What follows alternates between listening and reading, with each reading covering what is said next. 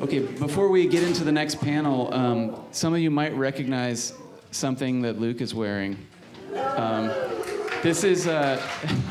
I've been asked to model this by the person who knitted it for us. This is not the original. This is not the original. But it is very neat. And in case you guys don't know, this is one of the items in the raffle. In the raffle.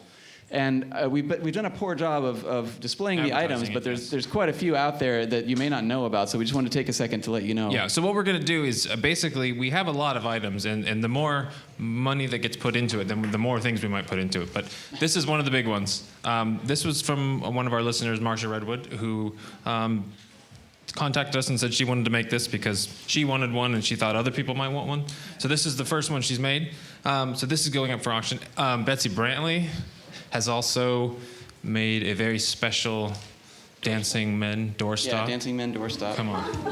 And then another listener who works for Marvel and DC as a comic book artist got in touch and said, I'd like to make something. So he made the Blue Carbuncle poster, and we're going to have as many people as we can sign it that was on the Blue Carbuncle, including, do we say including? Do they know? David Burke. Oh, David Burke has signed this poster as well.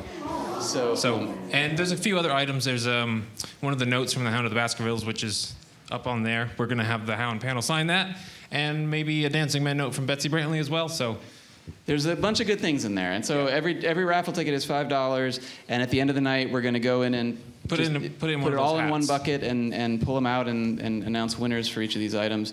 And again, all the money goes to Mind UK, so it's for a good cause. Just want to let you guys know in case you're wondering, like, what was this blanket up there? I don't think these people were wondering what this blanket was. Okay. Well, our next panel is actually going to be moderated by a very good friend of ours and someone who is, I'm sure, familiar to anybody who listens to our podcast. And he'll be talking with the directors and creators of the show. So without any other ado, Keith Frankel, author of Granada's Greatest Detective. And I'm going to hand the mic over to Keith, and the stage is yours, my friend. There you go. Thank you so much, guys. Thank you. Yes, this is the writers and directors panel. Thanks for coming to it. I think basically, if you've got a favourite episode, there's a good chance that one of the men who's about to come out may have been partly responsible for making it. So, John Gorrie, director.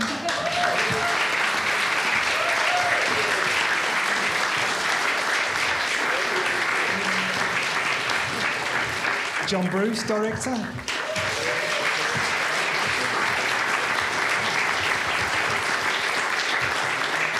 Gary Hopkins, writer.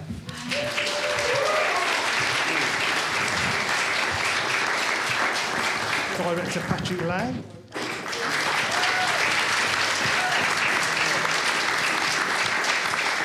And associate producer Stuart Doughty.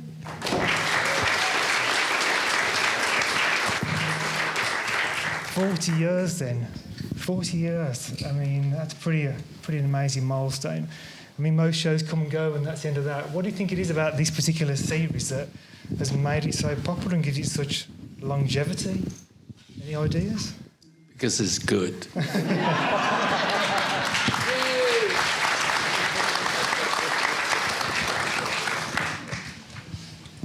Is that everyone else's answer to this?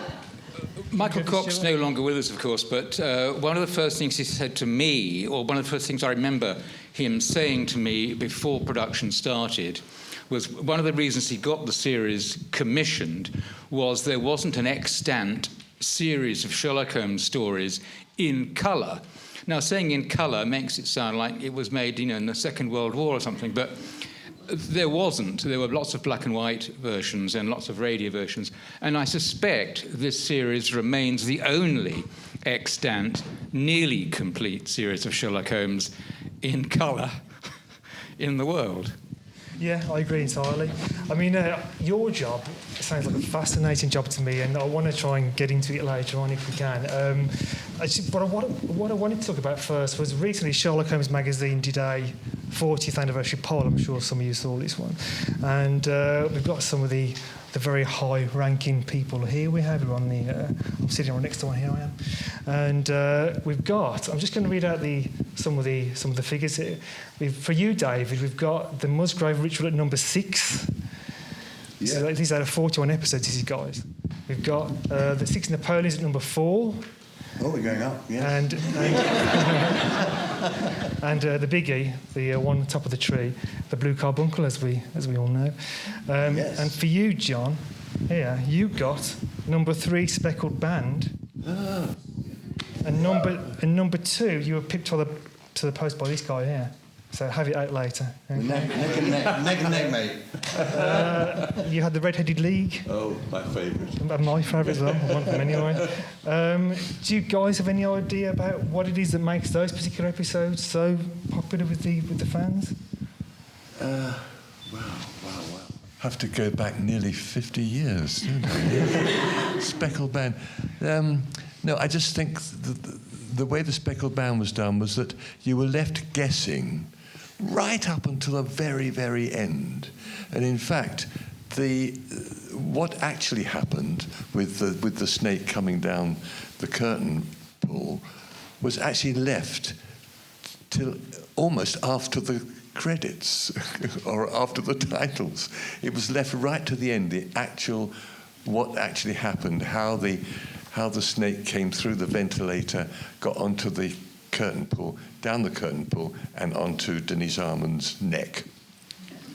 And I thought that was very clever, the way that was orchestrated. And that was the first one I did. Can I just jump in on that? Because that's always fascinating with that. Because the Speckled Band is one of the episodes which has effectively 2 endings, because it has the actual ending in the show where Holmes lashes out at the snake. Yes. And over the credits, there's a totally separate reenactment of that, which in some ways is more dramatic, and because you can see more what's going on. Absolutely, but that's what I was saying, that the actual event, how it happened, was left very, very late, because all you saw Holmes doing during the actual play was of actually beating the bed with a stick. Yeah, exactly. And that's all. So we didn't know what it was. Yeah. We had no idea. But was that to keep the mystery about, or was it because... Well, certainly that's how it was written, I think. So with all respect to the writer. No, I thought it was very well done. Yeah. Or well written in that way, yes, Yeah. yes. I mean, and you, David, you did the Blue Carbuncle and the Six Napoleons were very highly rated, obviously. And it might be heresy. Don't all leave the room at once, okay? I think the Six Napoleons is a bit better than the Blue Carbuncle, but don't leave yet, okay? So what do you think that makes, because you're resident patient as well, so what do you think it is about the Blue Carbuncle that just gives it the edge? Because apparently I spoke to the editor and he said that particular entry ran away with the poll. Why is it that one, do you think, that is so well regarded? Well, I think as far as the series is concerned, I think the obvious catalyst for everything basically that happened, I think, through the writing, the producing, and the directing, was Jeremy. And his performance and his ability as an actor, not only as an actor to play Sherlock Holmes, but what he brought to the company. It was like being in the... I remember I said to him once, it's wonderful to be working with you, because I think when I first met you, or I first saw you, not when I first met you, was when you were playing Hamlet in the West End, and I was 16, and he said, "Don't you dare say that again." I said, "Oh, sorry, but that's exactly it. So I'm a fan too." He said, "Oh, all right, I'll forgive you this time." But he brought, it's obvious, but it isn't, it's different. It was different working with Jeremy in all areas of the script and technically, and working together with him as an actor, spread throughout the entire company, at least I think. And he made the scripts better by insisting, for example, what never happened in TV at that time, that we had a 2-week break between each episode, so that we could all get established, and there's time to actually rehearse. We actually had rehearsals, which is very, very rare in television these days. And he brought this atmosphere that I saw when I was 16, which I won't mention again.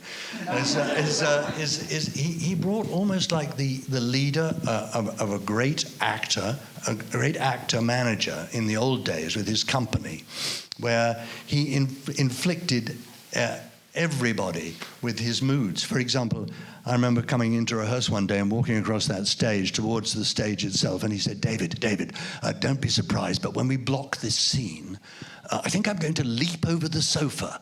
I think the crew... He did. And I said, the crew needs to be... we need to excite them a bit, so I'm going to leap over the sofa. So we would be blocking this thing, and Jeremy would suddenly go, boom, and everyone would go, oh my God, has he hurt himself? Oh, good, pick him up. And of course, Jeremy had planned it. Now everything was working like that. And on the other side, the other thing that I've always remembered about him, which was so rare, in my experience, maybe not in everybody else's, was one day we were actually doing the rehearsal. Maybe it was on the same day, and he said, David, I've just got to leave the set for a while. Can you just, I just need to...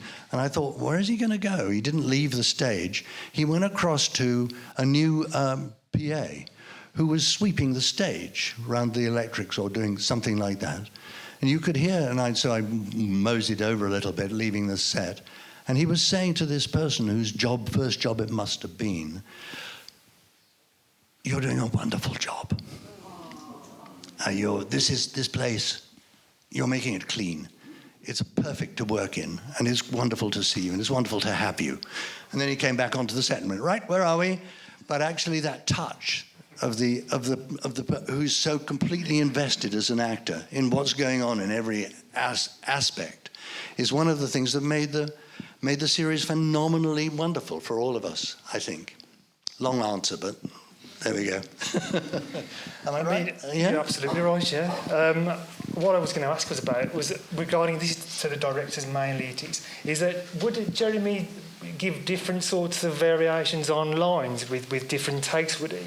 And was he sort of like the same every single take, or did he sometimes think that you've gone too far with that, let's pull that back, or he's pitched it right on that particular take? Was it a fluid thing, was it, all the time with his delivery and his performance? Patrick? I'll say something about that, because he was one of the most spontaneous actors I've ever worked with. And it is that element of surprise in every single take is fresh.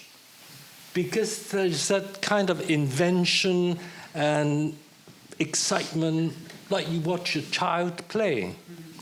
And that's why it's always, no matter what the script is, no matter what the scene is, you may not get the absolute same continuity. Nightmare for the ladies, no. But, sorry, I mean ladies, usually there are ladies doing the continuity.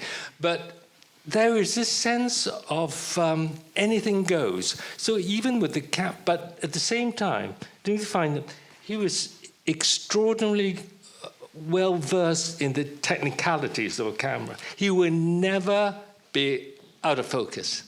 He will always hit his spot, but always the lines, going back to the, sounds fresh. You might not know that he's done it differently, but you will look at the rushes, boy, it's different. But like any great actor, he always listens. So when he listens to the other actor, they will say the line differently, so he reacts differently. Yeah. Would you ever consult with regarding the final take that was used in the actual programme? Did he ever consult with you over that? Did he say that's the take there that we should use, or was he always like a director? Well, certainly not with me. He would say, like many great actors, say, do we really need to do that again? We'll then explain maybe usually as a technical reason or something. But no, he's not. He is a huge presence, but he is not a selfish actor or an uncooperative actor. Yeah. And of course, you, John Gorrie, you worked with Jamie before, didn't you, on the Dorian Gray series, didn't you? Yes, I'd worked with him several times. He was in Dorian Gray, yes. He was also in an opera I did, The Merry Widow, which was a sort of baptism of fire for both of us, because I hadn't ever directed an opera before, particularly not on television. And I have to tell you, opera on television in those days was, quite frankly, impossible. I don't know how we did it. To this day, I don't know how we did it. You had the orchestra in one studio and the actors and singers and the set in another studio. And the conductor's beat had to be relayed to the singers by an assistant conductor who took it off a monitor. I cannot tell you how complicated it was. You couldn't stop and reshoot, because if the music was continuous, you had to keep going. You couldn't. Music, you can't suddenly stop anywhere in music. It has to flow. So if you're doing it anyway, I'm talking about The Merry Widow, which was very difficult to do. But the point is, Jeremy was a very close friend of mine. I knew him very well and loved him dearly. He was possibly the most generous human being I've ever come across. It was totally impossible to pay for a meal if you were having a meal with Jeremy. I did desperately try it once by going to the restaurant we were going to and saying to the maitre d', I am paying for this. Do not let Jeremy pay. So when the check came and he gave it to Jeremy, I said, hang on, I thought you said... He said, I'm sorry, John, but Jeremy is here forever and comes every night. I have to do what he says. No, he was an extraordinary man, a wonderful man, and an extraordinary actor. I think the thing he was a brave actor, because it's a brave performance. It's eccentric and strange and quirky. And when I heard that he was going to do it, knowing him as I did, I thought, I wonder if he's going to get that. I don't think he's... Oh, well, I was quite wrong, of course. He was brilliant, and it was just a joy to work with him. But principally, he was a lovely, lovely man. Yeah. And just key to you, Gary. You're the script writer on the panel today, and yours was an unsolicited script, wasn't it? So you just sent it into Granada, didn't you? And Michael Cox. Yes, I did. It was very early on in my career, and I was sort of trying my hand at all sorts of different genres and areas of drama just to see which suited me most. I'd seen a lot of the early episodes of Granada Sherlock and loved it, and thought, well, actually, I'll have a go at that and see if I can do that. Having written the script, which was really just done as an exercise, I thought, well, I've written it now. I might as well post it and see what happens. And lo and behold, the response was, we would like to talk to you about this. Can you come in, please? And it went from there, which was way beyond anything I'd expected, and a really, really good start to someone just setting out as a writer. And it was just something I wanted to do as an exercise, and I really didn't think anything would come of it. But yes, it was great. Because it's such a brave adaptation, that is. There's so many things in it which you think, wow, I can't believe I did that. You know, and I don't know exactly how much of it was improvised on the day or in rehearsal, or how much was part of your script, because, for example, when he abandons the cocaine, you know, that's the buried in the sand. That is not too deeply either. I noticed the burying of the cocaine came quite late, because it was decided in rehearsals that it would be quite a nice thing to do. Yeah. So that scene was dropped in during the filming itself, but worked out in discussions beforehand. But it was the script was pretty much what reached the screen. So it was 99% there. A little bit of improvisation, which always happens, of course. But I was quite surprised actually by how much did reach the screen. Yeah, and that really weird hallucinogenic moment when Yes. was that in your original idea? Or Yes, it was. Yes, I think again that was a little bit of my inexperience. I didn't know the rules, so I just did what I felt was appropriate, and as it turned out, that was exactly what they wanted. Yeah, and of course the John, which he'd never said before. The John, the one and only time, I think. I think it was the one and only time. Again, that was something that was worked out in rehearsal. It was there. The scene was there in the script, obviously, but while it was being rehearsed, Jeremy suddenly said, "I think I'm just going to call him John," emerging from that bewildered state. That he felt it was the most natural reaction, and we absolutely agreed it was, given the drama of the situation, and here we are, nearly 40 years later, and it's still one of those moments people talk about. It is. No, it is an iconic episode. That is. It really is.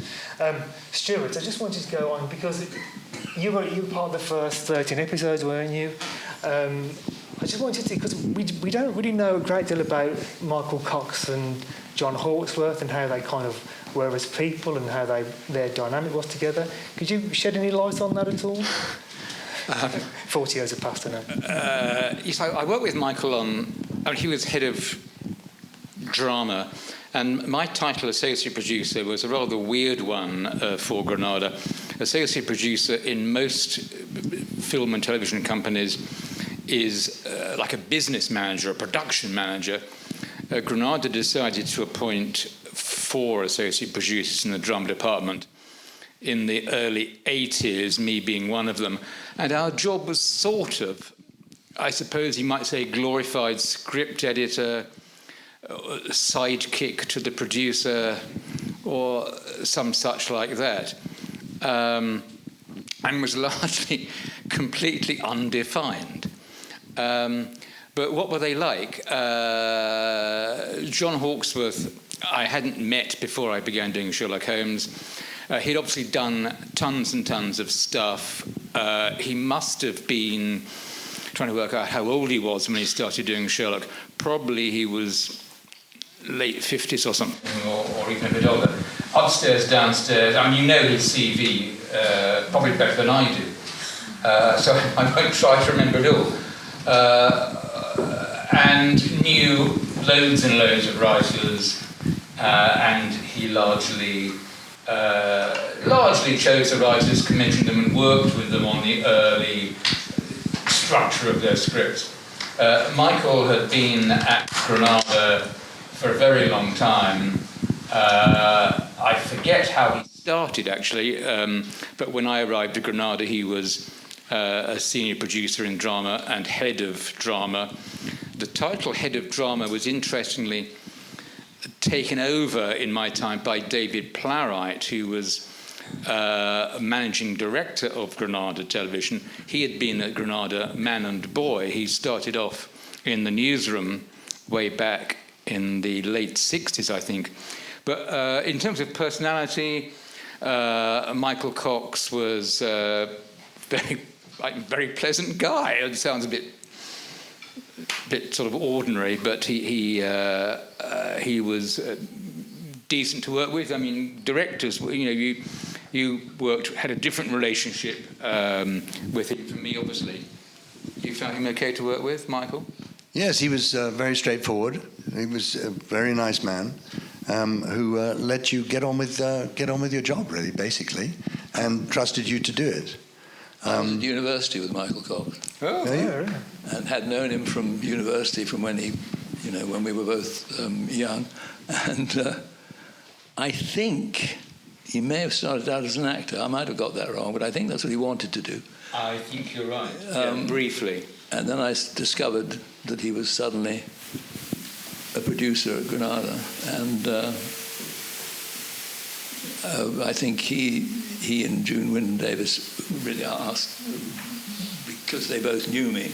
Yes. June was a friend of mine, another friend of mine. It's good in this business to have a lot of friends in high places. It helps. anyway, that's how I got the job, as it were. But Michael was a lovely guy, sweet guy. And he was, I mean, gentlemanly is a word which kind of springs to mind. I think that was sort of his... You didn't hear him shouting down the corridors of Granada or banging his fist or kicking directors or actors. May I just say one tiny thing? Michael was also one of the very few television exec that goes to a theatre. Yeah.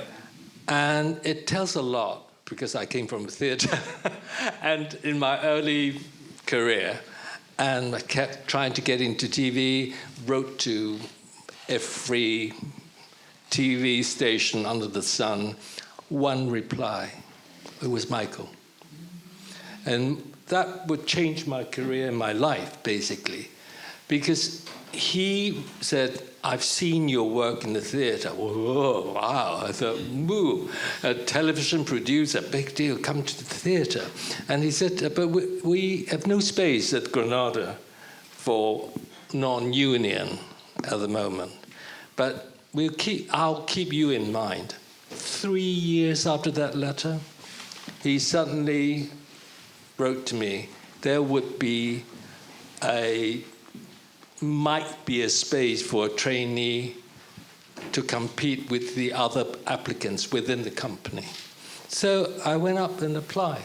What I'm saying is that Michael is, like all of us saying, very, very old-fashioned English, very laid back, but his enthusiasm, for either talent or for his projects, are deeply committed and passionate, and also you feel during the project when it started, you're going to be looked after. But it's not, although he feels sort of laissez-faire, but he watches it. Every single detail that you pick up. And he was a wonderful producer in that sense. And Patrick, am I right in saying that it was your third directing job? Was that true? It was very early on in your career, wasn't it? It was, no. That's why everybody during my time at Granada, which was after that job within the company, is that everybody you get a Sherlock. No. You start with Coronation Street, fine. And everybody thought, and it's being done on film. Is a wow, rather than tape. Huge, big deal, because the language and the visual language and technical language is different, and working with actors is different. And I couldn't believe it when Michael offered me my first film, drama done on film, which was Twisted Lip. Twisted Lip, yeah. And I thought, is it because there is an opium den in there? Okay. But anyway, I'll take it if it is. So anyway, I learned such a lot and had a ball. Really. I mean, it definitely has a unique atmosphere, doesn't it? The Twisted Lip, it really does, and there's some really sort of trippy moments in it. The moment I'm always fascinated by is when Holmes is like meditatively positioned, and I'm thinking, where did that idea? That one I absolutely would remember so well, and I was in awe. Who wasn't? The first time walk into a rehearsal room with the huge star like Jeremy. Although, by the by, I gave him coffee when he was working at the Yvonne Arnold Theatre Guildford here. He wouldn't remember that. But then Jeremy and I discussed that, and my input of that, because I feel the story was then very much of Thatcher's era, a lot of rich bankers like in that, and then you take Coke. Sherlock wrote that time with the opium addiction, but I would put the angle and say, no, it's the other way around. The punters are white, not yellow faces. Because of I was born in Hong Kong and the association with the Opium War, they'd taken over the birth of Hong Kong and all that, as a colony, that is. So Jeremy and I talk about it. I said, is there any aspect of Sherlock you want me to try and bring it out? And he said, he thinks, but I can't show him thinking. And so I spotted a gap in the scene when they were knowing that Mrs. Sinclair was right, that her husband may be still alive. And so the next page of the script, we say they drove off. He and Watson drove back. And so let me think, he must be thinking through the night. He didn't sleep. I said, okay, I set up that. I said, Oriental influence, Jeremy, sit like a Buddha. and then I'll persuade Ray, the DOP. I was looking at Lawrence to say, right, I want a shot that gradually I love the water foam, which is an instrument, get that kind of semi-Oriental or Asian instrument, that get that hypnotic feeling. I told it all to Jeremy. He said, love it. So that shot took quite a long time to set up, and it showed him thinking. Yeah. And it was, in that sense, it was my idea, but it's completely cooperative with Jeremy. And I was inspired by his acting to think of that shot, not the other way around.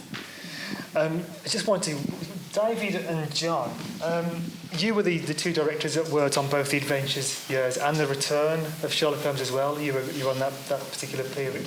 I was just going to ask, was there a change in the feel of the production when you did the return of Sherlock Holmes, and did it feel like a more confident production? Because the second stand is such a confident piece of work. It is. I mean, the second stand is so supreme. It is, and I was just thinking, did the production feel different? Or did it feel like we know what we're doing now and we can push the boat further out? Well, it was dominated really by the fact that, and this was talked to a bit earlier about did Jeremy actually change his acting in various takes and so forth. And the thing about Jeremy was that he was Sherlock Holmes. Absolutely, to the finest degree. Everything he did, everything was Sherlock Holmes. And he was the very basis of the whole series.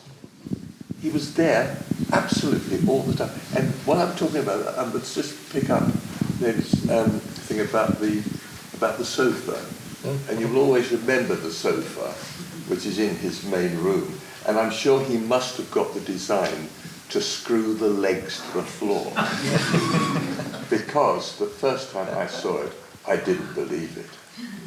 I thought, is he being suspended from the ceiling? Because there he was thinking, with his hand under his chin, and lying full length on this sofa, and he suddenly found the answer, and he would just elevate over the back. How did he do it? I don't know. And then the other time he did it with his leg over the back. I thought, God, he must be so fit, this man. He was brilliant. He had all those things that he came up with, which were fantastic. But I didn't notice any change in the production at all. It was absolutely solid. It was always good humour. And I'd really like to pay a compliment to the crews and the design. Michael Grimes was the chief designer. His design of Baker Street is absolutely unbelievable. It's right next door to the Coronation Street set. Amazing. And all the design in all the episodes I thought was really first rate. And crews were brilliant all the way through. It was such an amazing series to work on. Absolutely. David, did you notice any difference between the two productions of when you did the Resident Patients and then when you moved on to do the ones in the Six Napoleons? Was there much of a change in the production? Did it feel like a braver production? Because it feels much more confident, that second series does. It may have been the case, but I wasn't. Excuse me. I wasn't aware of a change, an overall business type change, or I mean, I know June Wyndham Davis was producing, you know, as well as Michael, and then I think Michael dropped out, and June Wyndham Davis basically took it over. And the Musgrave Ritual we did with her, except with actually Michael being the head of the studio, as it were. I'm not the head of the studio, but the head of drama. I had a similar situation with Two Patrick's, that he was very, very considerate with me, bringing me from the theatre to Granada and applying with all the people and getting in. And we must have been on the same, basically on the same intake, as it were. Yeah. But the Musgrave Ritual showed much more. He only came into it once, as far as I was concerned. That's Michael Cox, and that was when I was overrunning the schedule by several days. And he always told me that it would be fine. It'd be okay. Don't worry about it. I'll get the extra 2 days for you. And so the night before we were to do our last night, I called him and I said, "Well, you're absolutely right, but I can't do it in 1 day." He said, "What do you need?" I said, "I think I need 3." And he went, "What? You need 3? I'll call you back." So he called me back, said, "I'm sorry, you have to do it. There's no other way that you can do it." So I got the crew together, we all got together, and Jeremy got together, and we decided on how to adjust the various scenes that we had to do in those 3 days in this extraordinary location that Michael Grimes had found, which is, and we managed to do it. Basically because the crew came together and said, "Well, you're digging up a hole in the floor and you're getting rid of concrete and stuff like that, and you need, these are the things you need. This camera, which actually went up and down on its own. Lawrence will know all about this much better than I. But the whole crew came around, including Jeremy, and we finished on time. Do our 3 days in, and it was a terrific experience. I mean, you mentioned the Musgrave Ritual, which was such a popular episode. The moment that's always baffled me and sort of intrigued me in equal measure is the fact that Holmes has this sort of delirious moment where he's clearly been, you know, injecting something, and he has fits of laughter. He does. Was that something that was? Can you recall if that was part of the script, or was it that was worked out in rehearsal, or did Jeremy just come up with that? No, yes. I mean, we came across it in the script that's what he was doing, but the laughing and the way that he handled it was to do with when you're in a room, you know, and it's a TV show, you have all the close-ups on the people basically who are talking are the ones who are on the screen. In the scene where he's laughing most with everybody, we decided to shoot him and listen to the dialogue because his performance was so extraordinary of him giggling and suddenly from out of the blue going ha ha ha and doing that huge laugh and everything like that, which was completely kind of was sort of different, and to actually focus on that and to take him through that area. We'd all come from the theatre, like Patrick and me, and Jeremy was rooted in the theatre. And his as everybody has said, he was extraordinary technically, not only for knowing exactly where his focus was, but as he had to peer at things, which Holmes does a lot of peering at things like bits of red stone in the Musgrave Ritual and bits of crowns and the blue carbuncle even, he peers at them. It wasn't that he just didn't, that he knew exactly in the frame where the thing that was being shot had to be shot so that his face and the thing in the frame was on the same focal level. And his technical ability at creating a performance was quite extraordinary, I found. He confided in me that we were doing some scenes where I decided to use over-the-shoulder shots. And include Holmes by shooting from behind him in the famous over-the-shoulder shots. And I found it very difficult to do because, you know what I mean by an over-the-shoulder shot. It's like you're taking a close-up of somebody and there's a bit of fuzz from somebody else in the foreground. But Jeremy, it was almost impossible to get him in the foreground because he would always be turning slightly towards the camera. because he knew the camera was there. So you always got a bit more of Jeremy than you would otherwise have thought you might. Not that it wasn't worth it. I mean, and it basically was from his theatre background and where he came from, where he learnt that basically the audience is down the lens, and you never turn your back on the audience. Which is how he explained it to me. I said, fair enough, and we carried on doing it, and that's how the over the shoulders would work in that particular episode. And John, just to cut, because the Bruce Partington plans, I mean, you assembled an amazing cast for that. You've got Jeremy Brett for one, you've got Charles Gray, you've got Geoffrey Bowden. I mean, I don't know what the read-through was like with these eccentric people, but I imagine pretty amazing. Well, what was it like to work with that cast? Geoffrey was another great friend of mine. I tended to cast my friends. People used to say, John, you always cast your friends. Why do you do that? I said, because they're the best actors. Geoffrey was a friend of mine, and a very fine actor, worked with me a lot. Charlie Gray was... he wasn't a friend, but he was just dead right for the part. Perfect. He spoke ridiculously slowly, so sometimes you had to say, Charlie, just bit more pace, please, because he would speak very, very slowly. But he was a fine actor. It was a joy to do. I thoroughly enjoyed it. It was the only one I did, but it was lovely.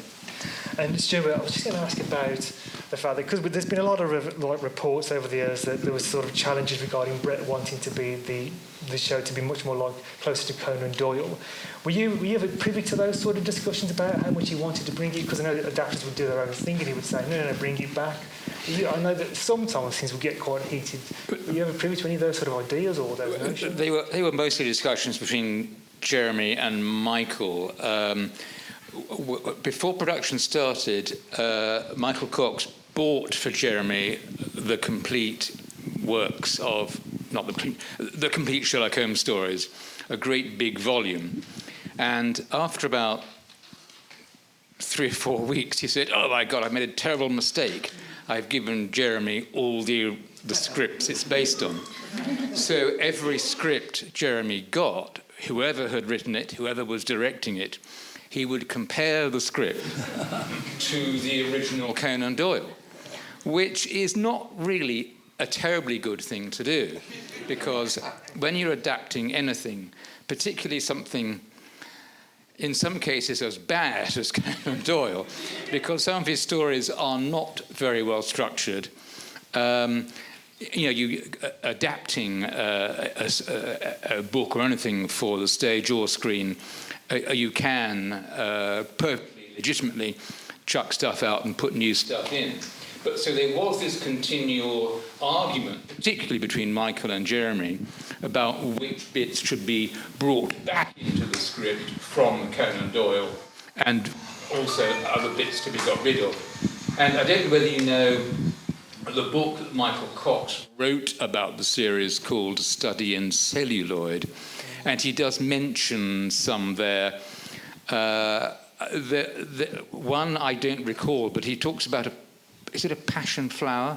There's a flower sequence which Jeremy was very keen on putting back in from Conan Doyle. Mm-hmm. And there's another famous sequence which he wanted to take out of the script. For the life of me, I can't remember which bit it was. It was one of those famous Doyleisms about Holmes's deductive method, where he said, you can tell a tinker by you can tell a weaver by the hole in his teeth, or I forget the whole quote, but you can look it up later. So there were these kind of discussions, very much script-based. It's a job.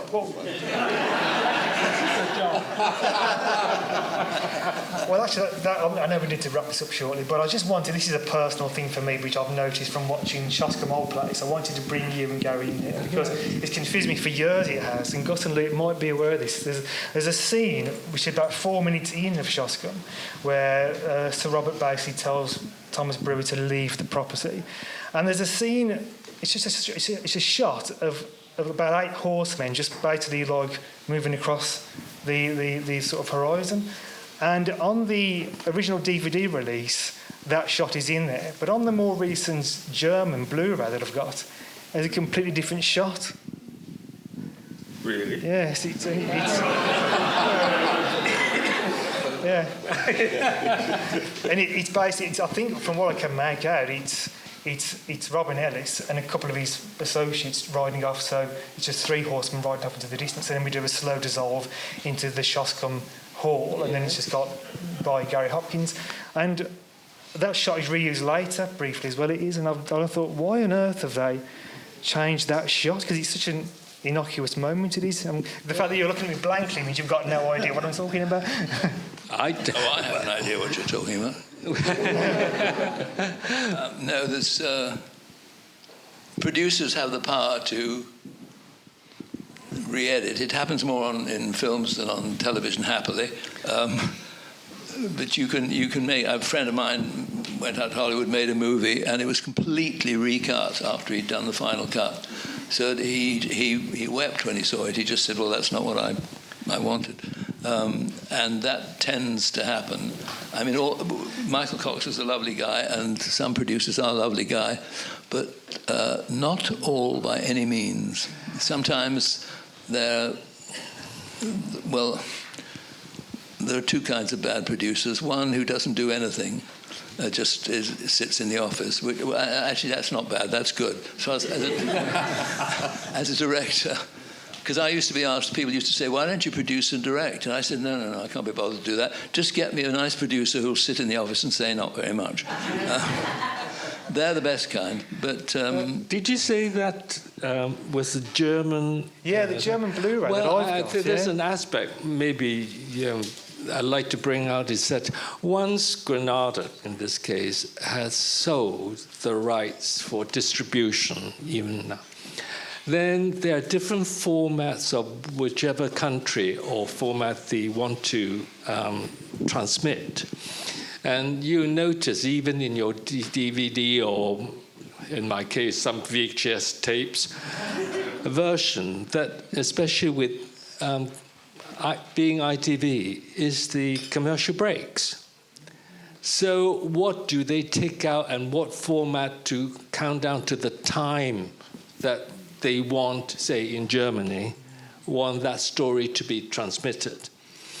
And so a lot of it, they would, like John is saying, it's not just the producer, it's the buyers who would have then the right to edit out bits or fit in more commercial breaks.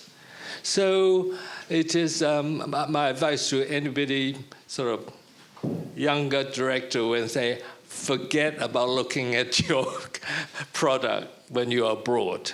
It's brutal. Well, I think we're going to wrap it up, unfortunately. I could talk for hours, and I'm so sorry I didn't get to talk to you more, but I think we'll all be in agreement that whatever you guys did back then 40 years ago was obviously very magical and very special, because we're all still watching it today, and I've no doubt it will go for another 40 and beyond that. So thank you all so much for being here today.